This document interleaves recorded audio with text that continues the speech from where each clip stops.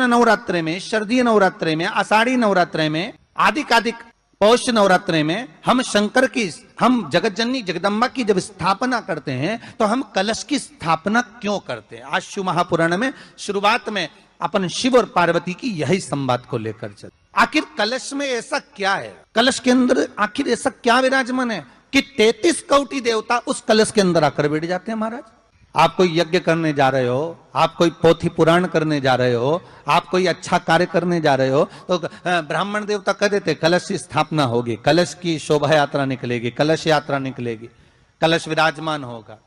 और आज हर की पौड़ी पर, प्रयागराज में या उज्जैनी में, नासिक में जो बड़े बड़े कुंभ के मेले होते, कुंभ का मतलब भी तो कलश से होता है।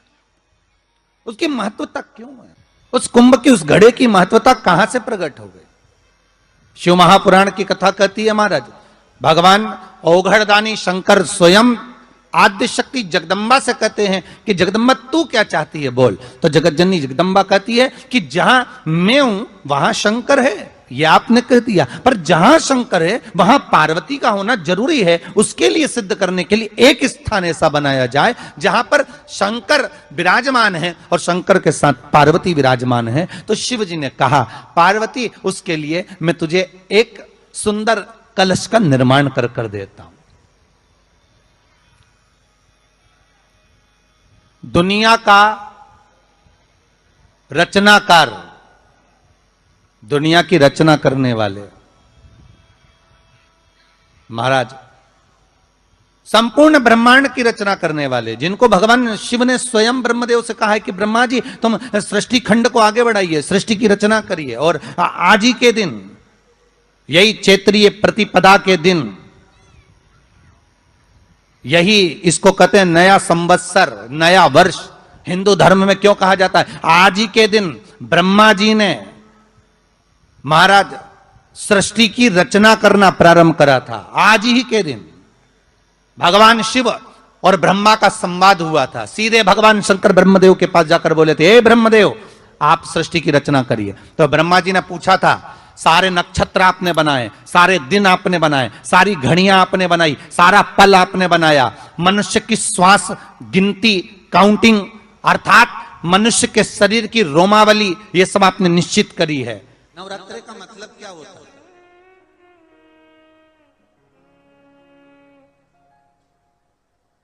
केवल 9 दिन तक देवी की आराधना कर लो, नंगे पैर ले लो, थोड़ा सा साबूदाना का फरियाल कर लो, मोरधन, चिप्स, पापड़ ये खा लो, या किसी देवी जी के मंदिर में जाकर नंगे पैर झंडा उठा के, ध्वजा उठा के, चुंदड़ी पकड़ के माता जी के मंदिर तक चले जाओ। क्या केवल नवरात्रि का मतलब यही है? या फिर कहीं गरबा हो रहा हो तो गरबे में चले जाओ? क्या नवरात्रि का मतलब केवल यही है? या घर में जोत लगा लो, नवरात्रि का मतलब यही है? घर में जवारे बो दो, नवरात्रि का मतलब क्या यही है? घट स्थापना कर दो, क्या नवरात्रि का मतलब केवल यही है?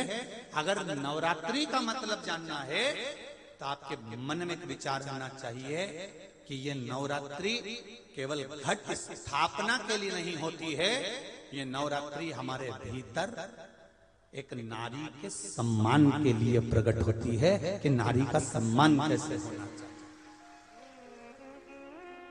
मेरी जीजियों, मेरे जीजाओं, मेरी बेटियों, बेटाओं, मेरी माताओं, मेरे भाई, मेरी बहनों, एक बात बहुत सावधानी से सुनना। नवरात्रे आते हैं, नवरात्रे आते हैं, नवरात्रे में आप माता रानी के व्रत कर लेते हो, जोत जला लेते हो, माता रानी का व्रत करते, उपास करते, जागरण करते, जोत जलाते, पूजन करते, निवेदन करते। और अभी फिर चैत्री नवरात्रे आएंगे, आप फिर आराधना करोगे, फिर साधना करोगे, फिर जोत जलाओगे, फिर माता रानी को याद करोगे, फिर व्रत रखोगे। आप कितने भी व्रत करो, आप कितनी भी जोत जलाओ, आप कितना भी जागरण करो, पर 4 लोगों के सामने जाकर ये कभी मत कहना कि मेरे जैसा व्रत कोई नहीं कर सकता, मेरे जैसा जागरण कोई नहीं कर सकता और मेरी जैसी ज्योत कोई नहीं जला सकता। ये अभी मत कहो।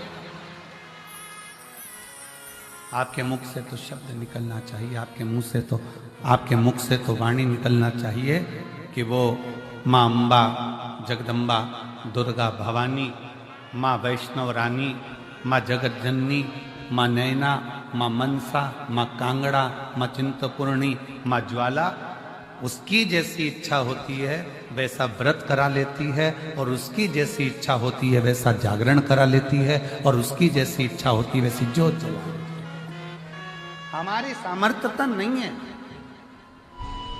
और नवरात्रि में भी देवी की आराधना का एक स्मरण का सुख है महाराज।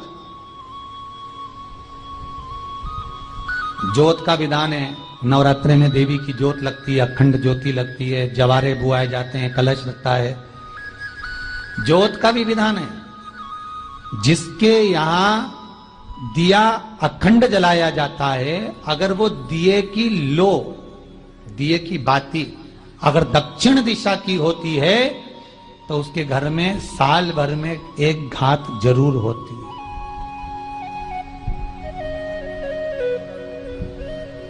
जो दिया अखंड जलता है उसकी बाती का मुख दक्षिण का नहीं होना चाहिए। अगर आपने देवी भागवत का स्मरण कराओ, देवी भागवत को अगर सुना हो, तो देवी भागवत में स्पष्ट किया गया कि पूर्व की ओर मुख करा हुआ दिया, अर्थात पूर्व की ओर ज्योत जो जलाई जाती है वो संपदा की वृद्धि करती है। पश्चिम की ओर मुख कर जो ज्योत लगाई जाती है महाराज वो वैभव को देती है, और उत्तर की ओर जो मुख कर ज्योत जलाई जाती है, उत्तर की ओर जो ज्योत का मुख रहता है वो आयु की वृद्धि करती है, घर में अकाल मौत को रोकती है।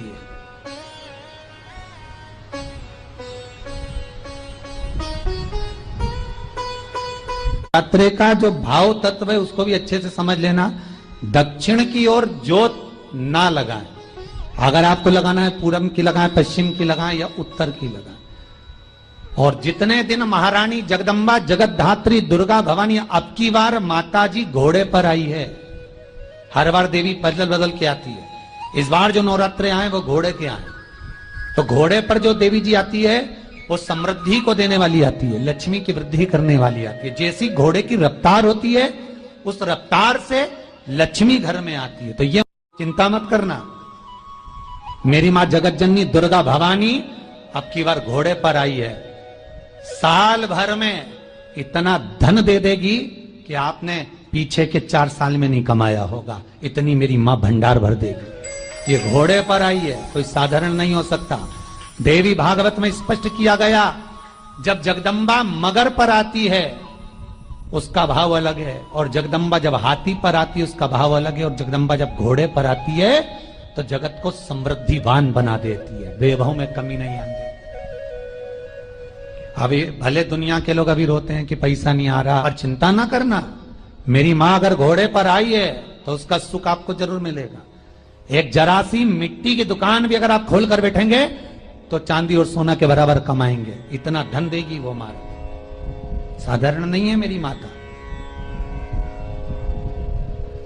तात्विक सुख का आनंद देने वाली, लाभ तत्व प्रदान करने वाली। और नवरात्र में अगर आपकी कोई कामना है, आपकी अगर इच्छा है, आपका मन है, तो जगत जननी की आराधना करो। पति और पत्नी में अगर क्लेश है तो जगदम्बा के मंदिर में मक्खन चढ़ाओ, प्रेम बढ़ जाएगा।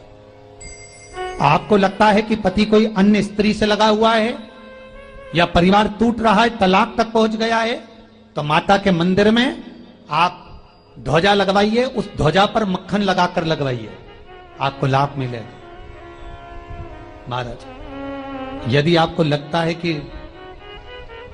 बच्चे बहुत ज्यादा अपशब्द बोल रहे हैं, मुंह चला रहे हैं और प्रेम नहीं रख रहे, तो माता के मंदिर में लाल पुष्प, लाल चंदन और लाल चूड़ी मां को समर्पित करिए, प्रेम बढ़ेगा।